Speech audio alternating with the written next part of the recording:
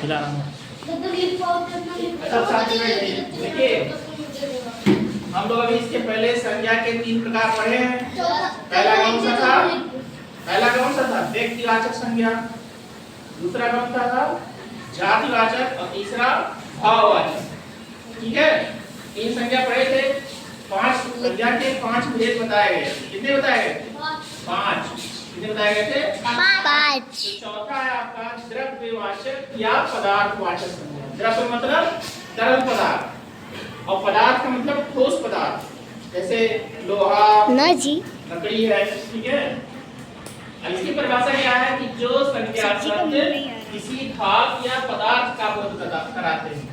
धातु या पदार्थ कुछ भी हो सकता है। ठीक है, तथा उनका प्रयोग माप कर, सर जी हाथ लगा माप कर या तौल कर किया जाता है। माप तौल, जैसे आप दूध लेते हैं तो मापा जाता है।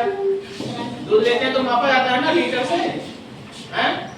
आप देसी घी लेते हैं, खरीदते हैं तो भी मापा जाता है, तौला जाता है। लोहा खरीदेंगे तो तौल के लिया जाता है।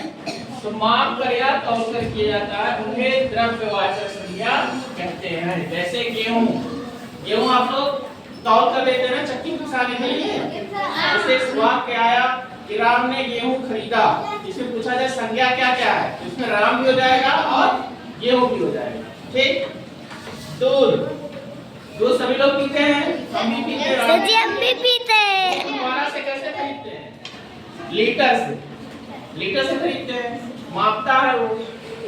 घी है, सोना है, सोना देखो, आप ज्वेलरी की दुकान पे जाते हैं, सुनार की दुकान पे सोना खरीदना होता है, चांदी खरीदना होता है तो तौल कर देता है। लोहा से क्या बनता है? घर मकान बनते हैं। सरिया जो है तौल कर आता है ना।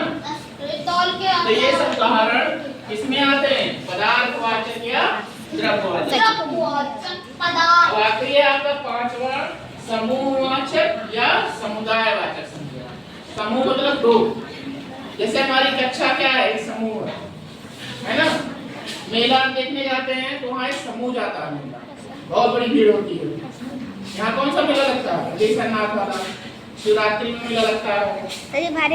इसकी परिभाषा क्या है कि जिन संज्ञा शब्दों से किसी समूह या समुदाय का बोध होता है उसे समूहवाचक संज्ञा। ना जी, क्या होता है? समूह या समुदाय का बोध होता है। एक जैसे सेना में क्या होता है? कई लोग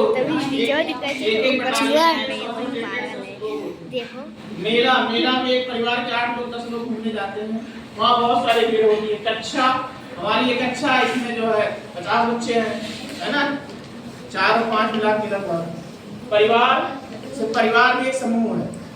चाहे विद्यालय का परिवार, हमारे विद्यालय का परिवार है 6 लोग हैं। घर का परिवार है माता पिता भाई बहन, है ना। तो ये सब समूहवाचक संज्ञा में आते हैं। अब संज्ञा समझ में आ गया? संज्ञा किसे कहते हैं? किसी व्यक्ति, वस्तु, स्थान या भाव के नाम को संज्ञा कहते हैं।